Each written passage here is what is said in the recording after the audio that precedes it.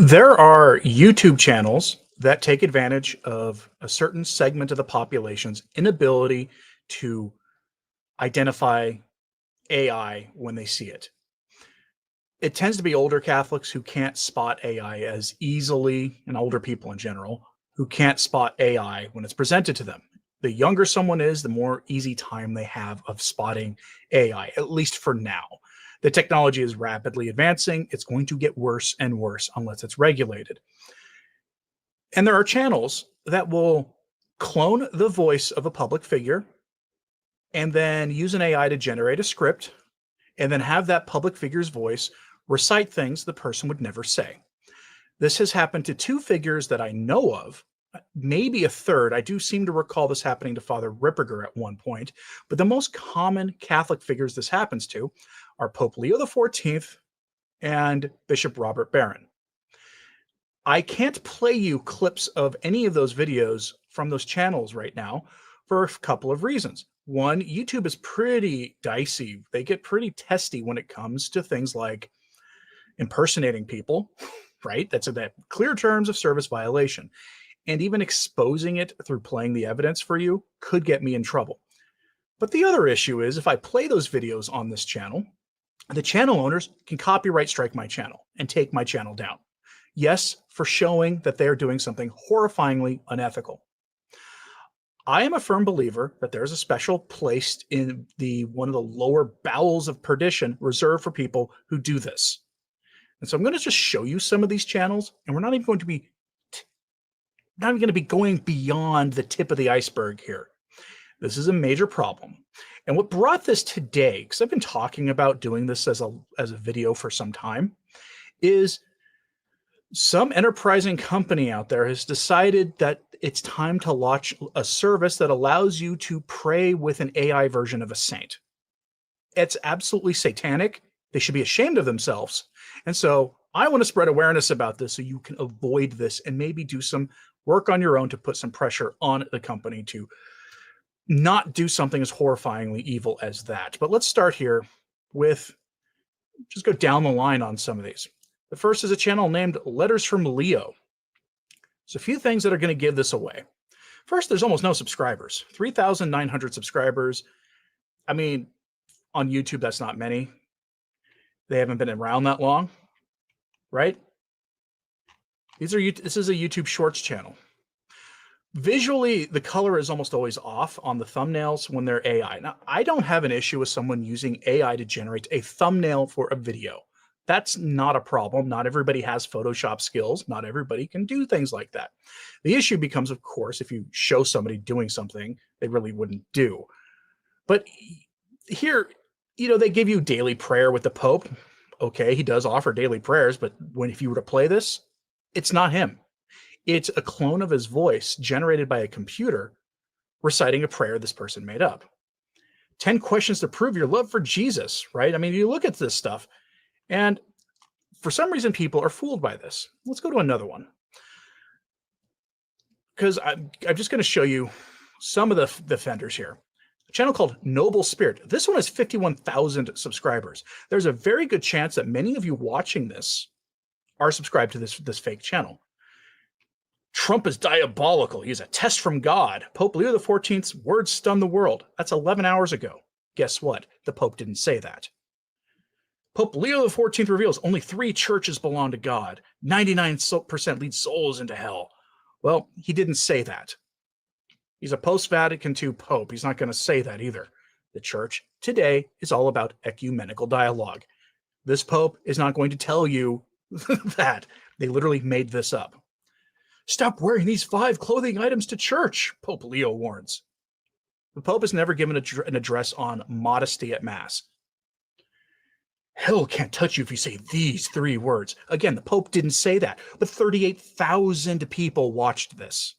And it goes on and on. This is a channel literally just making things up. They are literally bearing false witness against the Pope by cloning his voice, having an AI generate a script, and then having that AI cloned voice read it, they record it, and they put it to video. Again, this is just the tip of the iceberg. This is not,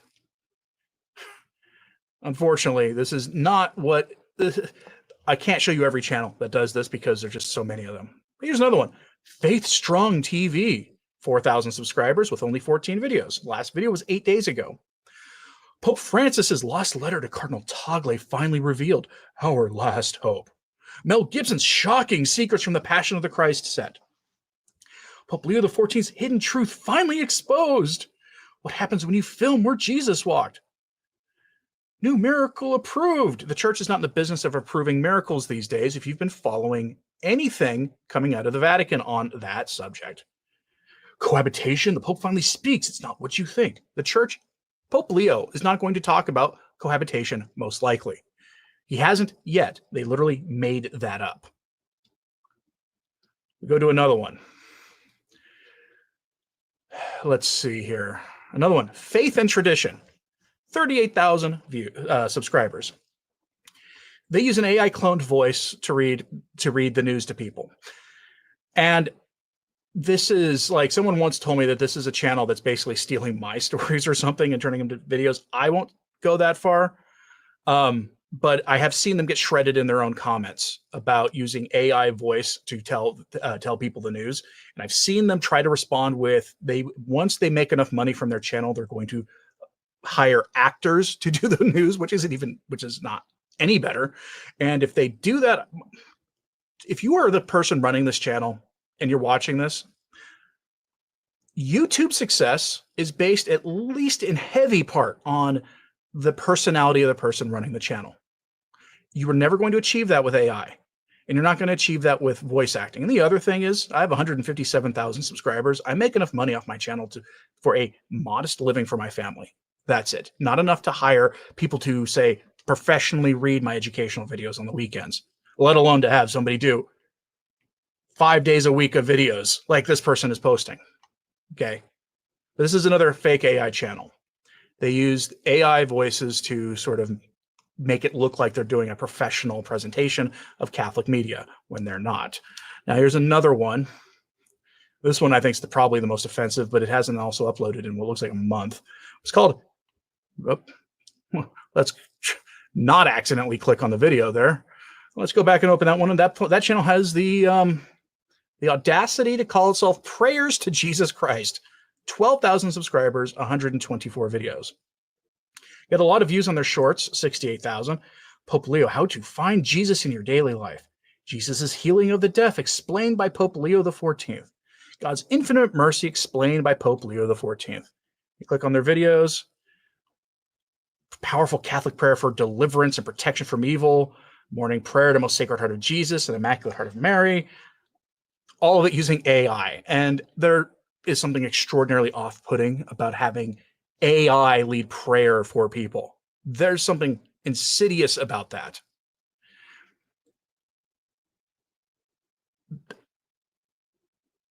Okay, I've got a loon in my comments. Bye, Wesley. Have fun.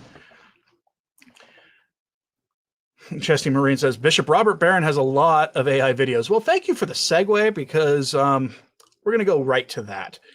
Bishop Robert Barron is probably the biggest target of this after the Pope. Headline from Catholic News Agency, Bishop Barron warns about fake AI videos impersonating him. Now, if you like Bishop Robert Barron and you want to watch his videos, there is one place on YouTube you can do it, and you're getting Bishop Robert Barron, and that's the Bishop Robert Barron or Word on Fire YouTube channels. That's where you go for that. Other places you can legitimately find him are to go buy those old Lighthouse Catholic Media CDs, or if they have a YouTube channel over there. But any other channel purporting to have Bishop Robert Barron is not Bishop Barron.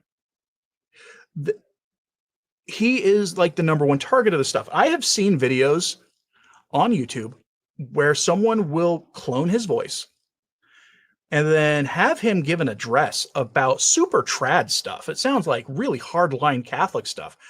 And if you know Bishop Robert Barron, that's not his style. I'm not saying anything about his theology here. I'm just saying they're having him say things he quite literally would never say. It's a violation of YouTube's terms of service to do that. You can actually, when you see these kinds of videos on YouTube, there's a way for you to report videos. You can report them to YouTube. They are violating YouTube's terms of service by impersonating people. Unfortunately, people can't tell. A lot of people simply can't tell how to tell. And like, again, I can't play the video clips for you because if I do, the YouTube channel owners can have my channel hit with a copyright claim and have it taken down. And that has happened to other people who try to report essentially illicit and illegal activity on YouTube. And YouTube sides with them for some reason. Here's the article. Bishop Robert Barron of Winona, Rochester in Minnesota, and founder of the Catholic ministry Word on Fire, recently warned about the proliferation of fake videos created with artificial intelligence circulating on social media impersonating him.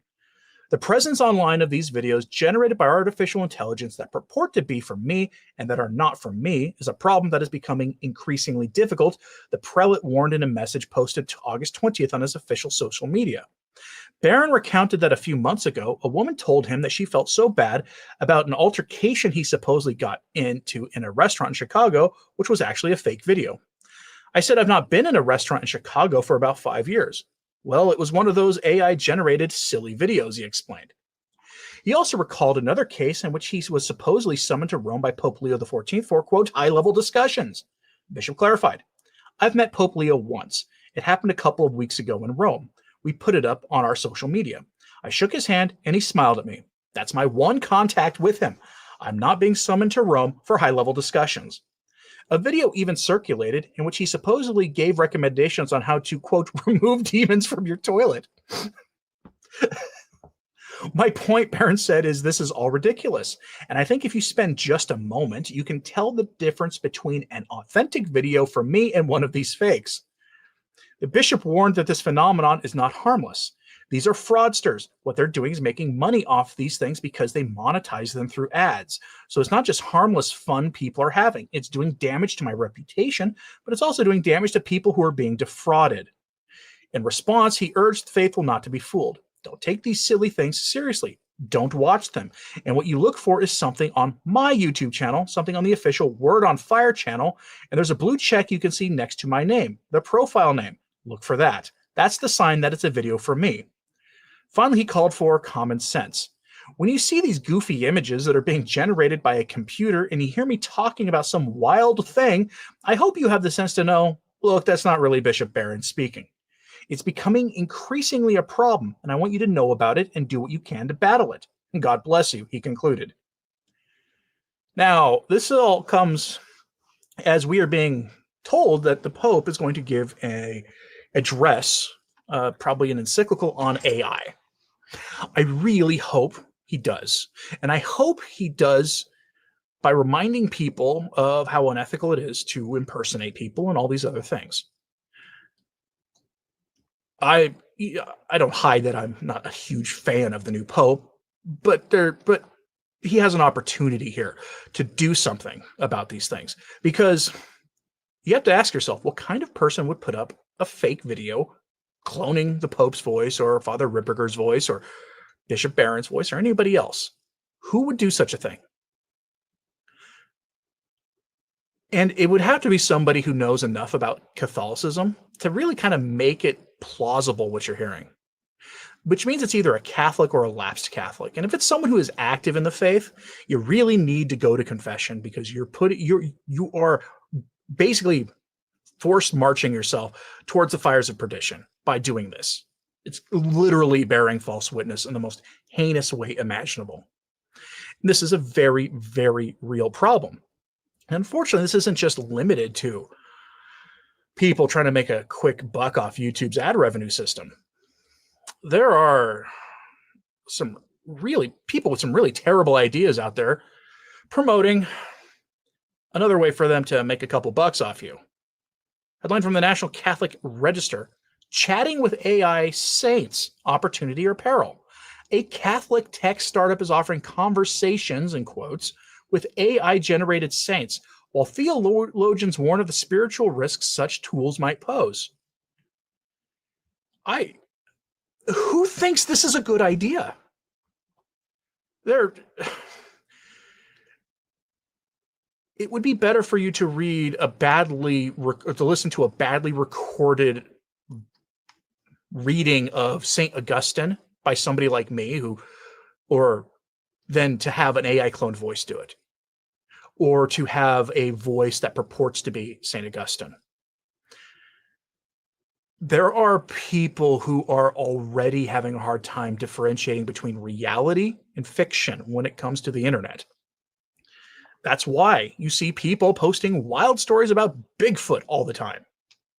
You should see some of the stuff people say about that stuff, or about, the green men from Mars or whatever.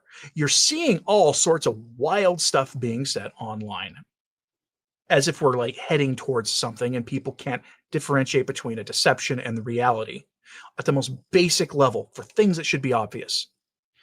AI, for many of us, most of the time is very obvious. The color grading on images isn't correct. On videos, especially, it's not correct. People's lips don't quite match what they're saying, and it's not just like an audio lag issue like you've seen on YouTube videos from time to time, including on my own channel. It's not like that. There's something off about it. And the delivery, the cadence of speech given in an AI video or AI audio is almost perfect sounding.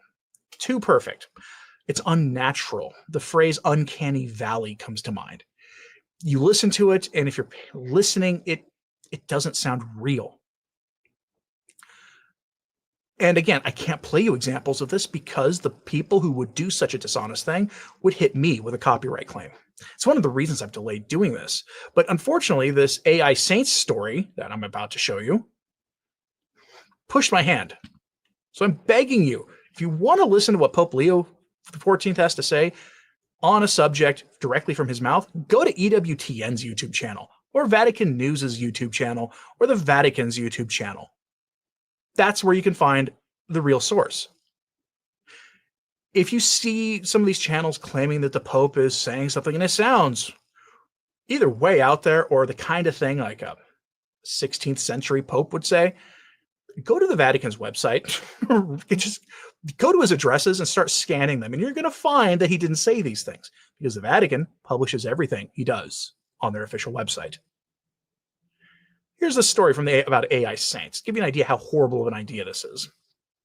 Quote, St. Augustine of Hippo lived 8 centuries before St. Thomas Aquinas and never met him, at least not on this side of heaven. But imagine, if you will, that these two doctors of the church both walked into a room and commenced a dialogue on matters of faith, with you seated comfortably nearby as an observer. What would they discuss? And how would each respond? Concocting such a transcript could be a worthwhile exercise for a scholar or student, as doing so would require a deep understanding of each saint's writings, thought, and historical context. But could artificial intelligence ever be capable of producing such a conversation? Magisterium AI is attempting just that. Magisterium, a project of the Catholic startup Longbeard, is an AI product focused on making church teaching and Catholic insight more accessible. The interface is similar to other generative AI websites, such as ChatGPT. But unlike ChatGPT, Magisterium is trained only on Catholic sources, and its creators aim to feed it every piece of Catholic knowledge ever created, with the goal of making that knowledge ultimately searchable and accessible for anyone on the internet. End quote. If Magisterium AI was merely a super search engine, nobody would care. If you wanted to go find a text, an ancient text, a papal text that's only available in Latin, cited in Denzinger, but you can never find a full source, but you went to Magisterium AI, which was just a super Google for Catholic stuff, no one would care. If you could type that name in and boom, there's the text. And maybe if it had like a trustworthy translating algorithm attached to it, so you could go from Latin to English, nobody would care. I wouldn't be making this video. I might even advertise it for free to give them a shout out. But no, that's not what this is. They're literally using AI to concoct a conversation between two saints who are not on this earth together. That cannot possibly go well. The technology for generative AI is not there to make it credible. Joe McClane had on his own show last week, I think it was, problems with using some AI for even translating. Where a text would be translated, and then he would go run it through a non-AI text translator, and the text did not come out the same at all. The AI one inserted things randomly. Why? Probably at this point it's an algorithm error, because AI is not actually intelligent. It's a learning language model, but it's not intelligent.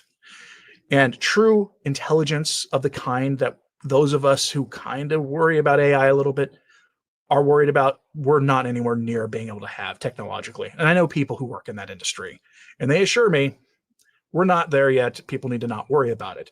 I'm more worried about the illicit human use of the technology to defraud people. And while I'm not saying Magisterium AI, the Longbeard company, are defrauding people, those YouTube examples show you that people already are doing that. Magisterium's newest project, Saint Chat, can generate text-based responses to questions from avatars of saints such as St. Paul, St. Augustine, and St. Jerome. The program is set to launch within Magisterium AI in September with avatars of 20 saints, popes, and church doctors initially available. A demo shared with the register shows the tool in action. A user types and sends a query to an avatar of St. Thomas Aquinas. What would you say about human dignity in a technological age? My child, the 4-paragraph reply from the blinking saintly avatar commences. Though I lived in a time far removed from your technological age, the truth about human dignity remains constant, for it is rooted not in the fleeting advancements of man, but the eternal wisdom of God. Saint Chat also includes a debate mode, where users can stage a dialogue between two saints, with a third saint acting as judge. Each response comes with citations, but the program warns in a small disclaimer at the bottom of the screen, Magisterium AI's responses are not always perfect. When in doubt, consult a human. Texting with long-deceased Catholic saints is a novel and potentially exciting idea, to be sure, but in an age where Catholics are still vigorously debating the dangers and opportunities that AI presents, several Catholic philosophers contacted by the register expressed concerns about the spiritual dangers inherent in a tool like Saint Chat. Matthew Harvey Sanders, the founder and CEO of Longbeard, admitted that there was some considerable debate internally at Longbeard about the wisdom and prudence of creating a program that essentially impersonates the saints. Sanders, speaking to the register, stressed that a conversation with an AI saint could never replace a genuine, prayerful conversation with a saint in heaven, nor does it intend to. In this whole realm of Catholic AI, there's a real risk of leading people astray. We take that very seriously, Sanders said. But at the same time, I think there was enthusiasm that this Saint Chat should exist, that this would be a lot of fun. So in that respect, I think there was a lot of enthusiasm from the team for pushing something like this out there. You get the idea. People who should know better are now using AI to simulate debates between saints that could not have possibly happened this side of heaven. They're putting words in people's mouth. Yeah, they're giving you citations, but when you're staging a debate, you're putting words in people's mouth. This is no different than if somebody were to use AI to generate a debate between George Washington and Ronald Reagan. Okay, for that, you might think, well, that's just harmless entertainment. Maybe, but there are people who watch that and would think they got some deep insight from it. We're talking here about matters of faith, eternal matters, things that pertain to your final destination. Why do people think this is something that's okay to mess around with?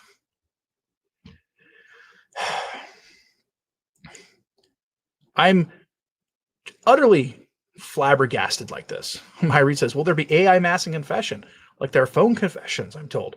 There should not be phone confessions. A confession over the phone is invalid. You have to be there face to face. The sacraments cannot be distributed through electronic means. Let me see here. More troublemakers in my chat. Are we having that kind of a morning? All right, folks. I'm curious what you think about this. So let me know in the comments, because we need what we need. If you want to read the saints, there are works written by scholars who synthesize what they say and present to them what they have to say to you in contemporary language in an honest way. There are plenty of works like that out there. There are others who will take what they say and simply teach you what it means. You don't need to go to AI for a debate between saints. You can just read what St. Augustine had to say on one thing, and then see what St. Thomas Aquinas had to say, and then go consult what the church had to say. The church ultimately was the arbiter of any debates they had. Barbara Rademacher with a super chat. Thank you, ma'am. Says, I don't understand the idea of magisterium AI. The Vatican is now doing anything it can to eliminate the influence of tradition and of theologians like Aquinas and Augustine. Well, on the one hand, A project like Magisterium AI will have the effect of preserving what those saints had to say. And you can then, in theory, as long as they don't start putting post-conciliar magisterial documents on that website, you can look to see what blessings for James Martin types in their parodies of holy matrimony, for example, what saints might have had to say about that. Newsflash, you don't really need to go consult Thomas Aquinas or Augustine of Hippo to find out that they would not have been okay with fiducia supplicans. As just an example. And really the key to deciphering this stuff, when you see these projects that seem like you could kind of see how somebody thought it would be a good idea, the key to doing that is to just know the faith. Read the documents of the saints yourself. Not all of them are accessible, but I always bring up St. Vincent of Lerins because he is sort of the informal saint of the patron saint of Recognize and Resist. At least he should be, because his document, the Comminatory, is written in almost everyday language. It was written in the 4th century, and in that he gives you explicit permission to recognize the authority of some bishops and resist them, no matter what office they hold, if they push novelty in the church.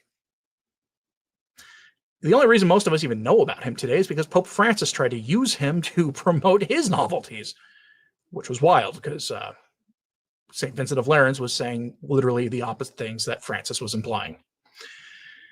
But you don't need to go to fancy learning language models for this stuff. You can just read the faith, learn the faith from saints old and new, and then you can recognize errors when you see them. Bellator says, what stops them from removing or editing the ancient church writings to reflect a more modern post-Vatican II position? AI can be used both ways. And this is why books are always a good idea. And I'm not a fan even of like e-reader copies, because those are digital and they can be messed around with. Now, sometimes digital is really the only way you can go. There's a collection of the Nicene, post-Nicene, and ante-Nicene church fathers out there. The translator of that actually, ironically, is a Lutheran minister, but he did a very honest translation, recommended by many theologians out there, Catholic theologians, because he just did an honest translation. If you were to buy it in book form, it would cost you several $100s because the sheer size of the thing. But an e-reader was like $5 or $10. Why wouldn't you go with that one? For most people, don't have the bookshelf space for hundreds of dollars worth of books on one subject. The church fathers' writings are enormous in size. Very few people I've ever encountered in life have read all of them. Joshua Charles has, apparently, but he spent 2 years doing it because it was his job. But you should always stick with the physical copies. And this is a really, really important issue. And one of the things that I find absolutely astonishing here is that you would think that this would be issue number one for the Vatican, AI. This is why it's encouraging that the Pope, regardless what else you might think about things, say people he's appointed to bishops' conference, bishops' positions. I have a video on that coming in a couple days. Another bad news one on that. But whatever else you might think about those things, it should be encouraging that he might be taking up the issue, to at very least to see where his mind is on the issue of AI. Because people are being deceived on a large scale. Those YouTube channels I showed you at the beginning of this are a perfect example of this.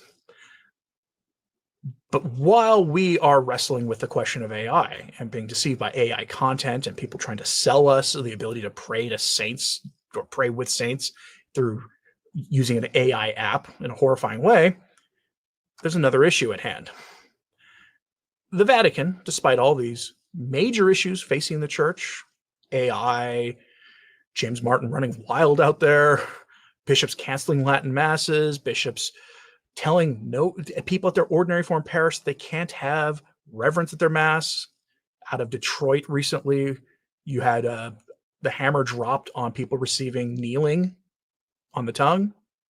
Despite all of that, the Vatican has decided that what we really need is more human fraternity, universal human fraternity. Stuff right out of the papacy of Francis. A new event is happening, and we are now long since past the point of being able to write this off as something that was just on the schedule left over from Francis. Go to Per Miriam, the blog written by Michael Haynes, who is a LifeSite News reporter also. The headline, Vatican to host third irreligious world fraternity meeting. Attention will be given to see how Pope Leo handles the event, which builds on one of the key themes of Pope Francis. I'm hoping that's a typo, irreligious, and I'm hoping he meant interreligious. If you remember, this goes back, I mean, human fraternity, ecumenical dialogue stuff, goes back to Vatican II, really. But in recent years, the most poignant event like this in the church was the world meeting on human fraternity back in 2019. It was the Abu Dhabi Declaration, led to the Abrahamic Faith House, which was a site built in Abu Dhabi where the three Abrahamic religions could all have their own houses of worship on the same site for co-worship. Really feeds into the idea that we all worship the same God, which is nonsense on its face. You deny Jesus Christ, and if you deny the Trinity, you're not worshiping the same God as Christians. You just aren't, by definition. Definitionally, you are not worshiping the same God. But this goes back to there. And the language of human fraternity was used a lot. That's language from the stonecutters and from the French Revolution. Human fraternity is not a Catholic concept in the slightest. True human fraternity comes through Jesus Christ, through the recognition of his divinity, of his sacrifice on the cross and his resurrection. That's where it comes from. Human fraternity, authentic human fraternity, if you want to call it that, comes through the sacraments. It comes through the faith, and then applying the faith to your actual everyday lives. That's where it comes from. And what it doesn't come from is group hugs, kumbaya, and let's pretend we don't believe different things that are in opposition to each other so we can all roast marshmallows around the campfire and try to solve some sort of social issue. Because that's what this stuff always is. And the Vatican is about to host the third event of these. From Mr. Haynes' article, quote, the Vatican's third installation of a meeting aimed at fostering ecumenical fraternity will take place next month, and it will be the first held under Pope Leo. From September 12th through the 13th, the World Meeting on Human Fraternity will be held at locations across Rome and on-site at the Vatican. Previous iterations of the event have been notable for the lack of attention to religion and a particularly secular response to global crises, despite being promoted by the Holy See. The event is a joint project of the Basilica of St. Peter, the Fratelli Tutti Foundation, and the Be Human Association. Under the theme Be Human, the event seeks, quote, to reflect together on what it means to be human today, in an era marked by conflicts, loneliness, new forms of poverty, environmental crises, and challenges related to technological progress. It's an opportunity for dialogue, sharing experiences, and starting from fraternity, building new ways of hope and shared responsibility, details from the organizer's state. Friday, September 12th, will see the staging of 15 thematic tables at centers across Rome, including the Capitoline Hill, the FAO at the United Nations, of course, headquarters of the EU, of course, and the Roman government buildings. And, quote, we'll get back to this in just a second. They're sharing their lived experiences. For those who have read Pius X's Pascendi Dominici Gregis, one of the most important encyclicals of the 20th century that formally defined the heresy of modernism, that's right out of the pages of modernism. But this is also just right out of the pages of basic warnings given to us in Scripture about lukewarmness. The most important thing in the world is not some care for creation, care for our common home, or some other conflict. As important as those topics can be, the most important subject, full stop, is the salvation of souls. Leading people out of the darkness of paganism and heresy and apostasy and all the rest of it, and into the light of Christ. There is no other way to the Father except through Jesus. Our Lord tells us that himself. He makes it abundantly clear. He makes it abundantly clear that you can't get to the Father through him. He makes it abundantly clear that there are no other covenants now other than the new and eternal covenant that he established explicitly in the New Testament. And our church leaders shy away from this, and they do it because they think they're being nice to people. It's actually one of the most evil things you can do is to deny the gospel to somebody. But instead of spreading the gospel, which, by the way, through conversion, you convert society, you're going to solve a lot of these other problems, or at least mitigate them. After all, our Lord did say, "You will always have the poor with you." Kind of a warning that we shouldn't waste our time trying to eliminate poverty. We can alleviate the sufferings of people. He commands us to do so, but we cannot eliminate poverty. But instead of that, look at political activism. That is what the gospel of the modernists is now. That's why it's so concerning that the Pope is having this, because these are the kind of things that people will cite as saying as evidence that he is continuing the work of Francis, just with better manners. Back to the article. The topics for discussion will include the following: agriculture, environment, and sustainability, local administrators, art and literature, children, economy and finance, education, political training, enterprises, information, artificial intelligence, work, health, sport, third sector. Third sector is the nonprofit sector. Notably, there is no planned discussion table on religion. Giving the rationale for these discussions, organizers said, quote, "It will be a unique opportunity to network ideas, experiences, and best practices with the aim of giving substance to the values of fraternity and building together new perspectives for the future. The experiences of the tables helps us to meet and listen to one another, to get to know and recognize each other," said Cardinal Mauro Gambetti, Archpriest of the Basilica of St. Peter. He added, "Rediscovering fraternity and choosing words and actions rooted in our shared humanity can infuse meaning and values into the lives of institutions and businesses, hospitals and sports centers, all the way to artificial intelligence. The world needs a new alliance of humanity and for us to write together a new grammar of fraternity. As Pope Leo XIV reminded us in his first audience, before being believers, we are called to be human."